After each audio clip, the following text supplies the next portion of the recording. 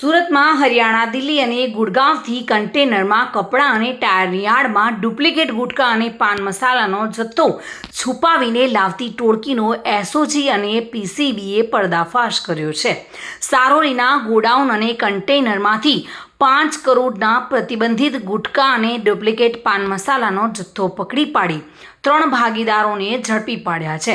સાથે ગુટખા અને 5 કન્ટેનર મળી કુલ રૂપિયા 6 કરોડ 19 લાખનો મુદ્દામાલ પણ જપ્ત કર્યો છે.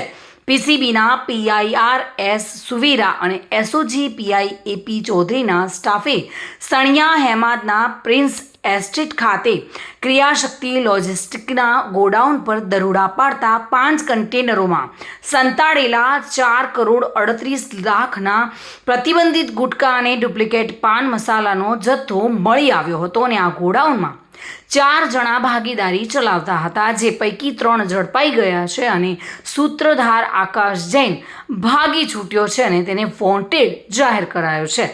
બંધ ગોડાઉનમાંથી 60 લાખના ગુટખા મળી આવ્યા હતા. જો કે પ્રતિબંધિત ગુટખા અને નકલી પાન મસાલાને દિલ્હીથી કન્ટેનરમાં સુરત લાવીને સારોલી વિસ્તારના 2 ગોડાઉનમાં રાખવામાં આવતા હતા અને ત્યારબાદ અહીંથી 4 ભાગીદારો પોતાના સાગરીતો મારફત ગુજરાત, MP અને મહારાષ્ટ્રના શ્રમિક વિસ્તારોમાં ગુટખાનું વેચાણ કરી દેતા હતા. આ રેકેટ છેલ્લા 2 વર્ષથી ચાલતું હતું. જો કે સારોલીમાં 2 ગોડાઉનનું 50,000 રૂપિયા માસિક ભાડું આરોપીઓ આપતા હતા અને જેમાં મુખ્ય સૂત્રધાર આકાશ જૈન જે વિશાલ જૈનનો સાળો છે.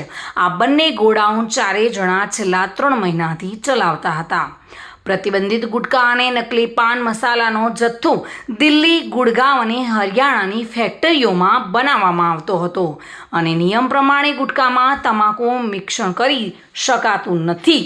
જો કે આ પકડાયેલા આરોપીઓએ ગુટખામાં તમાકુ મિશ્રણ કરી વેચાણ કરતા હતા.